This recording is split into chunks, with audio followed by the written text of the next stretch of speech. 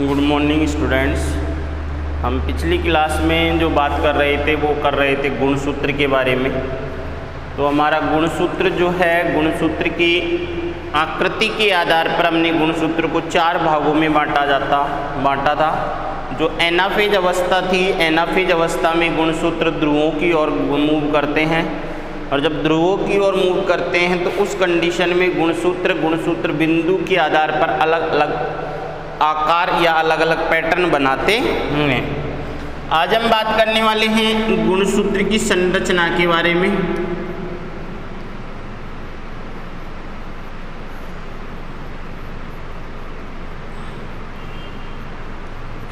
गुणसूत्र की संरचना, अगर गुणसूत्र की संरचना की बात करते हैं तो गुणसूत्र की संरचना में जो हमको भाग दिखाई देते हैं वो सबसे, जैसे ये कौन कौन से भाग होंगे गुणसूत्र की संरचना में, तो सबसे पहला भाग जो होगा वो होगा अर्ध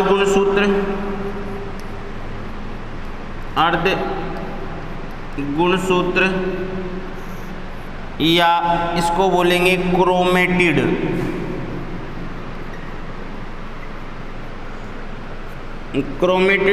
दूसरा जो भाग होगा वो होगा क्रोमोमियर या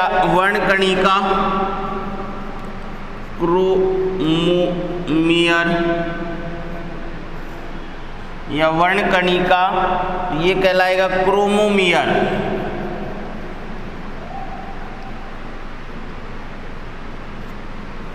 तीसरा भाग अगर अपन बात करते हैं यहाँ पर वो है गुणसूत्र बिंदु।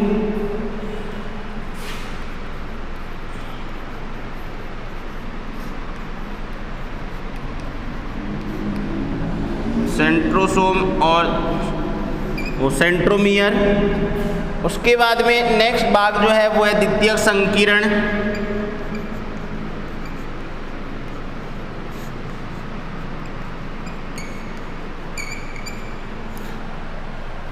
द्वितीयक संकीर्ण और पांचवा भाग है टीलोमियर,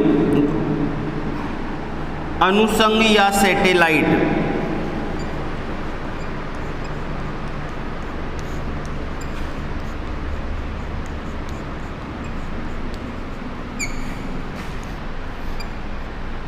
ये भाग हमको गुणसूत्र की संरचना जो है उसमें दिखाई देंगे। तो गुणसूत्र की संरचना की हम बात करेंगे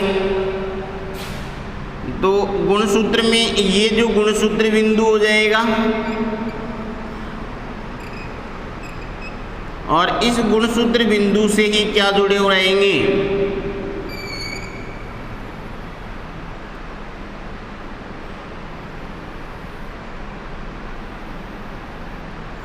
इस तरीके से गुणसूत्र बिंदु से ये जो जुड़े हुए रहते हैं, 2 होते हैं ये जोड़े के रूप में, इसे कहा जाता है अर्ध गुणसूत्र।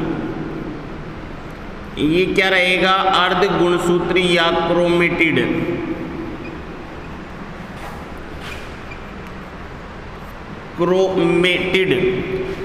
और ये अर्ध गुणसूत्र जो है हमको कौन सी अवस्था में स्पष्ट दिखाई देते हैं, मेटाफेज अवस्था में, क्योंकि एनाफेज अवस्था में एक क्रोमेटिड जो है इस गुणसूत्र बिंदु जो है उससे 2 अर्ध गुणसूत्र जुड़े हुए दिखाई देते हैं। अगर अपन बात करते हैं यहाँ पर इस तरीके से,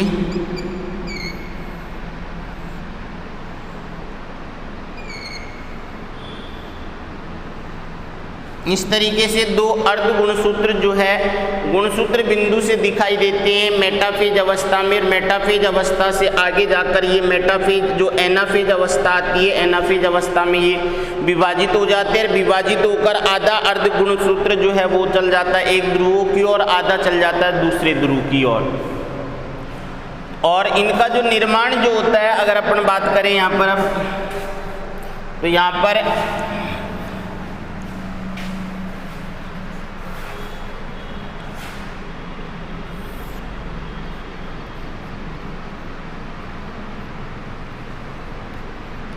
मेटाफेज अवस्था में गुणसूत्र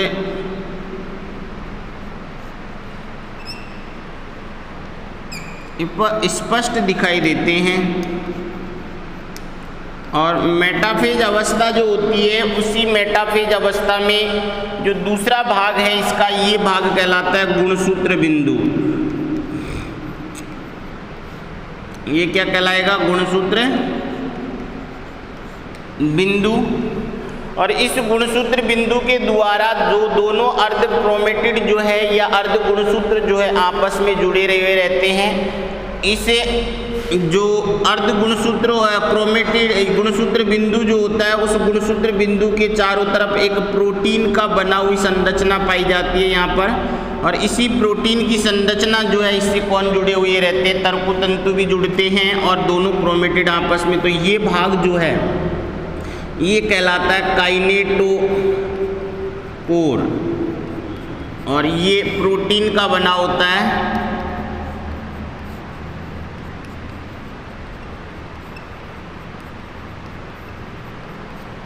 तो काइनेटोकोर जो है, इसके द्वारा जो है गुणसूत्र बिंदु से दोनों अर्ध क्रोमेटिड जो है वो जुड़ी हुई रहते हैं। और इस काइनेटोकोर से कौन जुड़ते हैं? तर्कतंतु जो है, जो मेटाफेज अवस्था में जैसे ही एक गुणसूत्र जो है मध्य प्लेट पर जमा होते हैं, मध्य प्लेट पे जमा होने के साथ ही तर्कतंतुओं का निर्माण हो रहा होता है, और तर्कतंतु जो है गुणसूत्र के काइनेटोकोर से आकर जुड़ जाते हैं। तो मेटाफेज अवस्था में गुणसूत्र स्पष्ट दिखाई देते हैं। और जो अर्ध गुणसूत्र, अब ये क्या होगा कि मेटाफेज से कौन सी अवस्था आएगी? एनाफेज अवस्था में दोनों अर्ध गुणसूत्र बिंदु से विभाजित होकर अलग अलग ध्रुवों की ओर गति करते हैं। तो दोनों अर्ध गुणसूत्र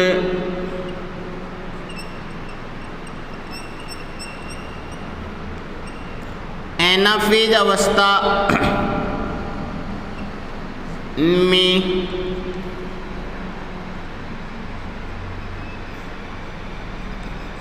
गुणसूत्र बिंदु से विभाजित होकर या अलग होकर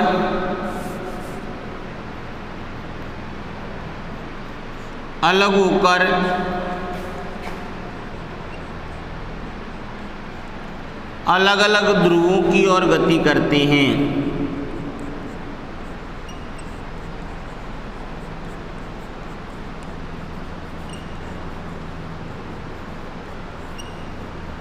तो विभाजित हो गया, और विभाजित होने के बाद में गुणसूत्र हमको इस तरीके से दिखाई देगा। वापस जो दूसरे अर्ध गुणसूत्र का जो निर्माण होगा वो इंटरफेज अवस्था में होगा, जब नई कोशिका बन जाती है। नई कोशिका की जो इंटरफेज अर्थात कोशिका जब इंटरफेज अवस्था में होती है तो दूसरे अर्ध गुणसूत्र जो है उसका निर्माण होता है। तो अर्ध गुणसूत्र का निर्माण इंटरफेज अवस्था में होता है। अर्ध गुणसूत्र का निर्माण कोशिका की इंटरफेज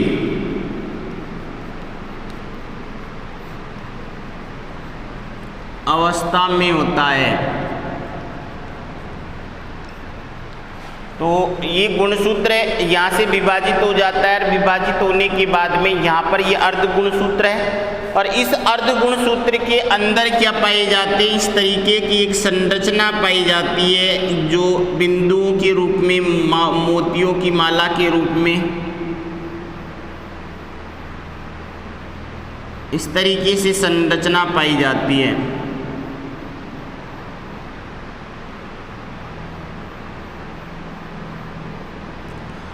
अभी ये जो अंदर तंतु रूपी संरचना है, इसके अंदर जो कोशिका द्रव इसके अंदर द्रव पाया जाएगा, जिसे गुणसूत्र द्रव या अर्ध क्रोमेटिड द्रव कहा जाएगा। जिसे गुणसूत्र द्रव, क्रोमोप्लाज्म, और ये जो संरचना है ये कहलाएगी क्रोमोनिमेटा। ये संरचना क्या कहलाएगी? क्रोमोनिमेटा कहलाएगी। और इस क्रोमोनिमेटा में ये बिंदु रूपी संरचना या मोती रूपी संरचना जो है, ये जो संरचना है ये कहलाएगी क्रोमोमियर। क्रोमोमियर, तो ये जो संरचना है ये क्या कहलाएगी? क्रोमोमियर कहलाएगी। जो बिंदु रूपी संरचना होती है, जो अधिक कुंडलित भाग होते हैं और इन्हीं को जीन के रूप में माना जाता है, और इसीलिए गुणसूत्र जो है जो लक्षणों को एक पीढ़ी से दूसरी पीढ़ी में ले जाने का कार्य करते हैं, और इन्हीं के द्वारा क्या होता है? लक्षणों का नियंत्रण किया जाता है। तो यहाँ पर एक गुणसूत्र बिंदु है और गुणसूत्र बिंदु के इसी के द्वारा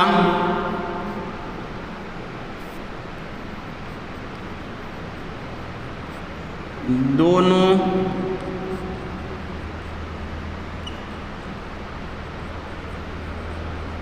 अर्ध गुणसूत्र आपस में जुड़े रहते हैं। काइनेटोकोर कोशिका विभाजन के समय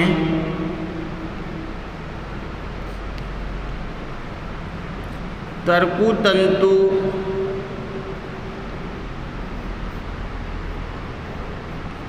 इसी भाग से जुड़ते हैं। किस भाग से जुड़ते हैं? इसी भाग से जुड़ते हैं। क्लियर? तो काइनेटोकोर, क्रोमोनिमेटा ये तंतु रूपी संरचना होते हैं। अर्धगुणसूत्र ये दो अर्धगुणसूत्र गुणसूत्र के अंदर पाए जाएंगे। क्रोमोमियर जो गुणसूत्र के क्रोमोनिमेटा वाला भाग जो है, इसमें जो अधिक कुंडलित भाग जो है वो क्या कहलाएगा? क्रोमोमियर कहलाएगा। उसके बाद में आता है द्वितीयक संकीर्ण की। अगर मैं बात करता हूं तो द्वितीयक संकीर्ण, जैसे जो ये गुणसूत्र बिंदु है, यहाँ पर ये अर्ध गुणसूत्र एक पिचक कर एक क्या बनाता है? इस भाग को क्या कहा जाता है? प्राथमिक संकीर्ण। तो ये क्या कहलाएगा? प्राथमिक संकीर्ण। अब इसी तरीके से कुछ गुणसूत्र होते हैं, उन कुछ गुणसूत्रों में क्या पाया जाएगा? यहाँ पर एक स्पेसिफिक क्षेत्र पाया जाता है जहाँ पर द्वितीयक संकीर्ण के रूप में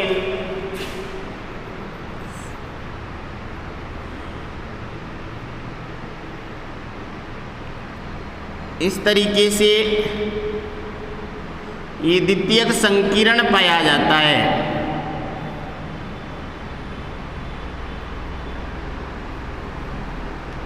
यहाँ पर ये क्या पाया जाएगा? द्वितीयक संकीर्ण।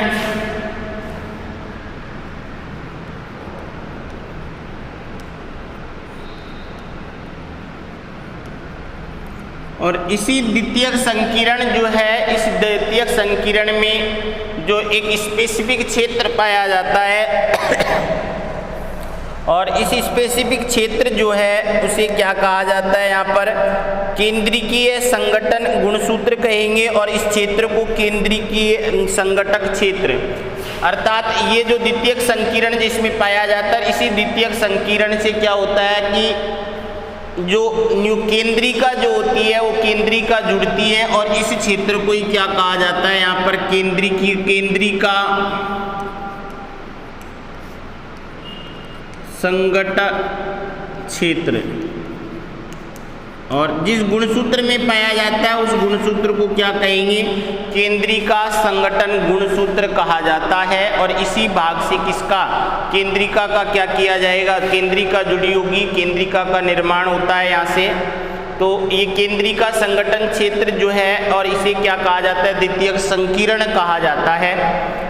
तो ये द्वितीयक संकीर्ण सभी गुणसूत्र में नहीं पाया जाता है, और द्वितीयक संकीर्ण से आगे का जो गुणसूत्र जो है, ये जो गुणसूत्र है इसे क्या कहा जाता है? सैटेलाइट गुणसूत्र।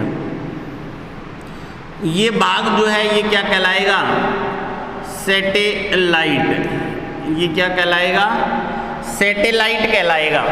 तो ये सैटेलाइट तभी बनता है जब द्वितीयक संकीर्ण होगा, क्योंकि द्वितीयक संकीर्ण के बाद वाला भाग जो है वो क्या कहलाता है? सैटेलाइट कहलाता है। अब जो अंतिम भाग जो बचता है वो है यहाँ पर सैटेलाइट हो गया ये, और सैटेलाइट से आगे का जो भाग अर्थात गुणसूत्र जो है उसका अंतिम बिंदु जो है, गुणसूत्र के जो सिरे वाले भाग हैं उसे क्या कहा जाता है, टीलोमियर कहा जाता है, टीलोमियर। तो गुणसूत्र के जो सिरे जो हैं वो क्या कहलाते हैं, टीलोमियर कहलाते हैं। तो इसी टीलोमियर जो है, तो इसमें क्या हो जाएगी, अलग अलग इन दोनों की बात करेंगे तो इधर सैटेलाइट गुणसूत्र के ऊपर यहाँ पर ये टीलोमियर हो गया, तो अलग अलग हो गया नहीं हो गया। तो गुणसूत्र के अंतिम भाग जो है या अर्ध गुणसूत्र बोल सकते हैं, गुणसूत्र के सिरे को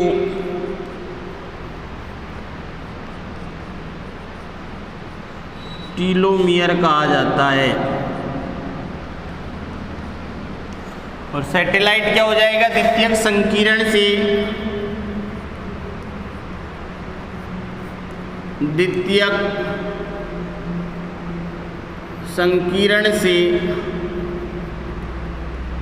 आगे वाले गुणसूत्र के भाग को सैटेलाइट कहा जाता है। तो ये जो द्वितीयक संकीर्ण जो है ये सभी गुणसूत्रों में नहीं पाया जाता है, लगभग एक जोड़ी गुणसूत्र जो है उनमें पाया जाएगा। यहाँ से यहीं से भाग से कौन जुड़ी रहती है, केंद्रिका जुड़ी रहती है। तो केंद्रिका जहाँ से जुड़ी रहती है उस भाग को क्या कहा जाता है, केंद्रिका संगठन क्षेत्र कहा जाता है। तो यहाँ पर ये गुणसूत्र की बात करें अपन ने की, गुणसूत्र के भाग जो है उसके बाद में सबसे अंतिम भाग जो है वो क्या कहलाएगा, टीलोमियर। तो ये गुणसूत्र की संरचना जो है, इसमें संरचना में अर्ध गुणसूत्र जो क्रोमेटिड क्रोमोमियर जो गुणसूत्र के अंदर क्रोमोनिमेटा पाया जाता है, उस क्रोमोनिमेटा में जो अधिक कुंडलित भाग जो है वो क्या कहलाएगा, क्रोमोमियर कहलाएगा। गुणसूत्र बिंदु वह बिंदु होता है जहाँ से दोनों अर्ध गुणसूत्र जो है आपस में जुड़े हुए रहते हैं। द्वितीयक संकीर्ण में गुणसूत्र का अर्ध क्रोमेटिड जो है बीच में से एक जगह कहीं पर एक बिंदु पर क्या हो जाता है, पिचकता है, और पिचक कर जो गुणसूत्र बिंदु से जुड़ जाते हैं तो उसी भाग को द्वितीयक संकीर्ण तो क्या होगा कि प्राथमिक संकीर्ण के अलावा गुणसूत्र एक जगह से अर्थात एक जगह और पिचकता है, और जिससे आगे वाला भाग सैटेलाइट कहलाता है, और जहाँ से पिचकता है वो द्वितीयक संकीर्ण। और ये द्वितीयक संकीर्ण जो है ये कुछ गुणसूत्रों में ही पाया जाएगा, उन गुणसूत्रों को केंद्रिका संघटक गुणसूत्र कहा जाएगा, क्योंकि इसी भाग से किसका निर्माण होता है, केंद्रिका का। और केंद्रिका जो है किससे जुड़ी रहती है, इसी भाग के द्वारा जुड़ी रहती है। उसके बाद में सैटेलाइट हो गया, उसके बाद में टीलोमियर।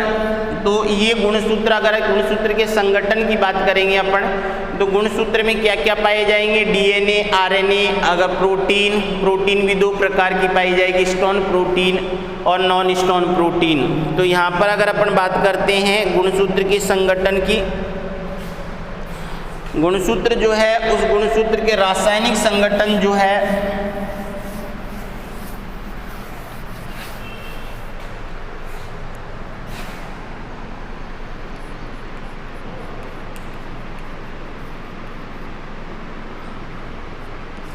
गुणसूत्र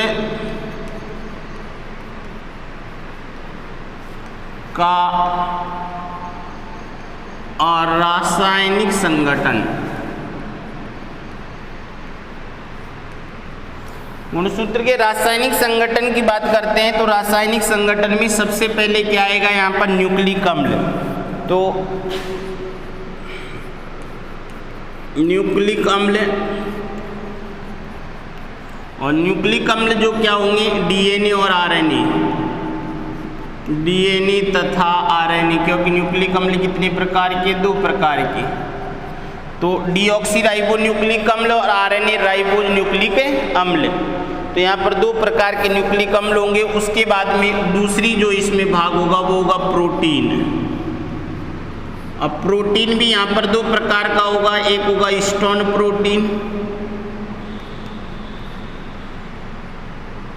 और दूसरा होगा नॉन स्टोन प्रोटीन।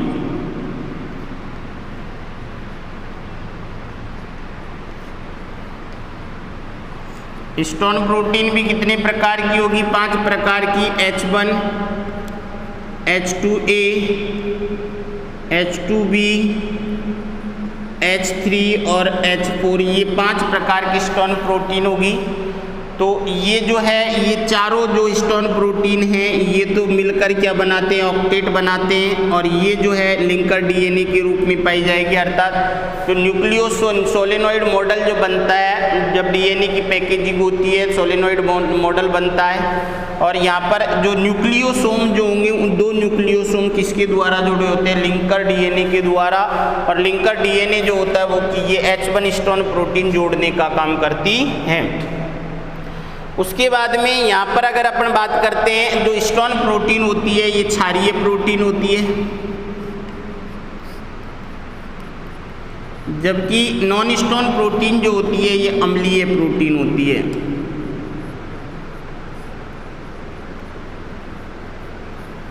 तो इसको अपन बांट सकते हैं क्षारीय प्रोटीन और अम्लीय प्रोटीन के रूप में। उसके बाद में इसमें क्या पाए जाते हैं? कुछ खनिज लवण या आयन पाए जाते हैं। तो खनिज लवण कैल्शियम है। तीसरा जो भाग होगा इसके संगठन में वो होगा खनिज लवण। खनिज लवण में जैसे कैल्शियम है, उस कैल्शियम के बाद में अगर बात करते हैं मैग्नीशियम है, उसके बाद में सोडियम आयन है, ये भी इसमें पाए जाते हैं। तो आयन जो है ये पाए जाते हैं किसके अंदर? डीएनए के अंदर। तो ये डीएनए के रासायनिक संगठन के रूप में पाई जाती हैं। तो डीएनए की संरचना, जो संरचना में कौन कौन से भाग होंगे? अर्ध गुणसूत्र होगा जिसको क्रोमेटिड, उसके बाद में गुणसूत्र बिंदु, गुणसूत्र के बिंदु के बाद में क्रोमोनिमेटा, क्रोमोमियर, क्रोमोमियर के बाद में अगर बात करते हैं अपन यहाँ पर द्वितीयक संकीर्ण, द्वितीयक संकीर्ण के बाद में सैटेलाइट, और सैटेलाइट के बाद में टीलोमियर। ये गुणसूत्र की संरचना के भाग हो जाएंगे। गुणसूत्र का रासायनिक संगठन की बात करते हैं तो रासायनिक संगठन में न्यूक्लिक अम्ल, डीएनए और आरएनए पाए जाते हैं। जब अपन डीएनए के बारे में और आरएनए के बारे में पढ़ेंगे तो इनके बारे में डिटेल से पढ़ेंगे, क्योंकि इनका रासायनिक संगठन जब यहाँ जो मॉलिक्यूलर बेसिस पर इनको पढ़ेंगे तो इस आधार पर डीएनए का निर्माण जो होता है, डीएनए के निर्माण की प्रक्रिया होगी। यहाँ पर डीएनए में क्या क्या पाए जाते हैं? जैसे डीऑक्सीराइबोस शर्करा पाई जाएगी। डीऑक्सीराइबोस शर्करा के बाद में नाइट्रोजनी क्षारक, और नाइट्रोजनी क्षारक जो है उसको भी 2 भागों में बांटेंगे अपन, प्यूरिन और पाइरिमिडिन नाइट्रोजनी क्षारक। प्यूरिन जो होते हैं वो 2 प्रकार के और पाइरिमिडिन 3 प्रकार के होंगे। तो 3 में से जो पाइरिमिडिन 3 प्रकार के होते हैं उनमें से 2 ही डीएनए के अंदर पाए जाते हैं, साइटोसिन और थाइमिन। यूरेसिल नहीं पाया जाता है। तो ये अपन आगे पढ़ेंगे। उसके बाद में यहाँ पर जो डीएनए के अंदर प्रोटीन पाई जाएगी वो नॉन स्टोन प्रोटीन और स्टोन प्रोटीन पाई जाती है, क्योंकि इस आधार पर अपन ने अगर याद हो तो यूकेरियोटिक और प्रोकैरियोटिक कोशिका में भी अंतर किया था। क्योंकि यूकेरियोटिक कोशिका जो होती है उसमें डीएनए के साथ स्टोन प्रोटीन पाई जाती है, जबकि प्रोकैरियोटिक कोशिका में स्टोन प्रोटीन नहीं पाई जाती है। तो ये स्टोन प्रोटीन हो गई, खनिज लवण हो गए, तो ये डीएनए के रासायनिक संगठन के रूप में पाए जाते हैं। तो ये था हमारा आज का टॉपिक। अब नेक्स्ट क्लास में पढ़ेंगे इसकी परासंरचना, अल्ट्रा स्ट्रक्चर, जिसमें डीएनए पैकेजिंग आ सकता है। तो लगभग ये चैप्टर अंतिम चरण में है। कोशिका वाला पार्ट हमारा जो है ये अच्छा पार्ट है, बड़ा पार्ट है। तो इसमें लगभग उसके बाद में कोशिका विभाजन पढ़ेंगे हम। कोशिका विभाजन जो है उसके बारे में जो 2 प्रकार का होगा, एक समसूत्री विभाजन होगा और एक अर्धसूत्री विभाजन होगा। क्लियर?